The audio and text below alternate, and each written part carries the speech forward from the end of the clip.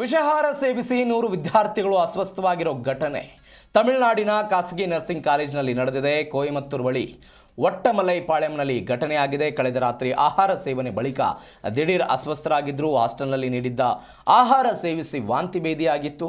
ತಕ್ಷಣ ಸಮೀಪದ ಖಾಸಗಿ ಆಸ್ಪತ್ರೆಗಳಿಗೆ ವಿದ್ಯಾರ್ಥಿಗಳನ್ನು ದಾಖಲು ಮಾಡಲಾಯಿತು. ಚಿಕಿತ್ಸೆಯ ವಿಡಿಯೋ ವೈರಲ್ ಆಗಿದೆ. ಪೋಷಕರಲ್ಲಿ ಆತಂಕ ವ್ಯಕ್ತವಾಗಿದೆ.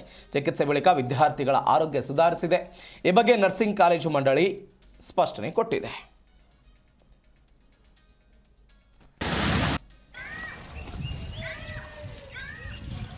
ತಮಿಳುನಾಡಿನಲ್ಲಿ ಆಗಿರೋ ಘಟನೆ ಇದು. ವಿಷಾಹಾರ ಸೇವನೆ ಮಾಡಿ 100 ಜನ ವಿದ್ಯಾರ್ಥಿಗಳು ಅಸ್ವಸ್ಥವಾಗಿರೋ ಘಟನೆ ತಮಿಳುನಾಡಿನ ಕೊಯಮತ್ತೂರು ಬಳಿ ಒಟ್ಟಮಲೈಪಾಳ್ಯಂನಲ್ಲಿ ಘಟನೆಯಾಗಿದೆ. ಕಳೆದ ರಾತ್ರಿ ಆಹಾರವನ್ನು ಸೇವನೆ ಮಾಡಿದ್ರಂತೆ. ಅದಾದ ನಂತರ ದಿಢೀರಾಗಿ ಅವರು ಅಸ್ವಸ್ಥರಾದರು. ಹಾಸ್ಟೆಲ್ನಲ್ಲಿ ಕೊಟ್ಟಿದ್ದಂಥ ಆಹಾರವನ್ನು ಸೇವನೆ ಮಾಡಿ ವಾಂತಿ ಭೇದಿಯಾಯಿತು. ತಕ್ಷಣ ಅವರನ್ನು ಆಸ್ಪತ್ರೆಗೆ ದಾಖಲು ಮಾಡಲಾಗಿದೆ. ಇದೀಗ ಅವರ ಆರೋಗ್ಯ ಸುಧಾರಿಸಿದೆ ಅಂತ ಹೇಳ್ತಿದ್ದಾರೆ.